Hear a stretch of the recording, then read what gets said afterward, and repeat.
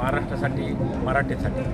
इथूनच नववर्ष सुरू होतं आणि नववर्षाच्या शुभेच्छा देण्यासाठी गेली 15 वर्षापासून कुलस्वामिनी प्रतिष्ठान नवीन गुढ्या उभारतं आणि त्यातून सामाजिक लोकोपयोगी संदेश देतात. एकात्मक गुढी, सर्वधर्मास गुढी, तिरंगा गुढी, या सर्व गुढ्या आत्तापर्यंत आम्ही केलेल्या आहेत. आणि आजची ही गुढी आहे महिला सुरक्षा गुढी. महिलावर जे अत्याचार होत आहेत त्या कमीत कमी व्हाव्या आणि त्यांना कडक शिक्षा भेटावी त्या नराधमांना, म्हणून ही त्यांना सुरक्षा देते गुढी आणि ही आशीर्वाद देईल प्रत्येक महिलांना, प्रत्येक मुलींना आणि या अत्याचारापासून दूर ठेवते.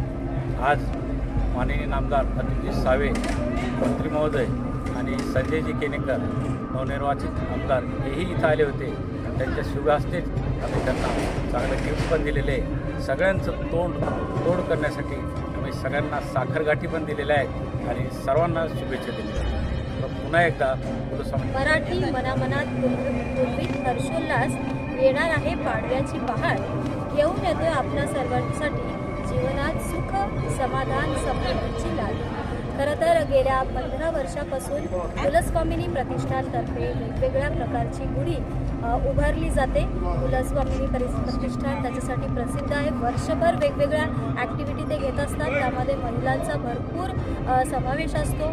आणि 15 वर्षांच्या या गुढींमध्ये 51 गुढी किंवा तिरंगी गुढी, सर्व धर्मसमभाव गुढी, शेतकऱ्यांची गुढी, नवरंग गुढी, मतदानाची मागच्या वर्षी घेतलेली गुढी, अशा वेगवेगळ्या संकल्पनांचा समावेश आहे. यावर्षी महिला सुरक्षेचा जो प्रश्न आहे त्यावर फोकस करत ही 2025ची गुढी उभारण्यात आलेली आहे.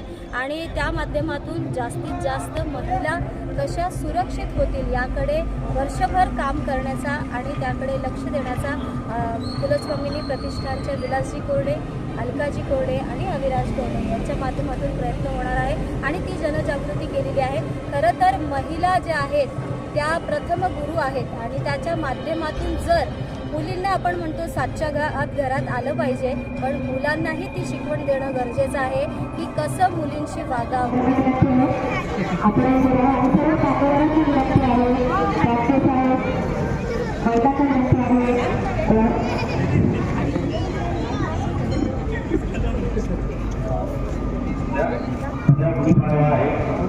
नवीन वर्षाची सुरुवात आहे.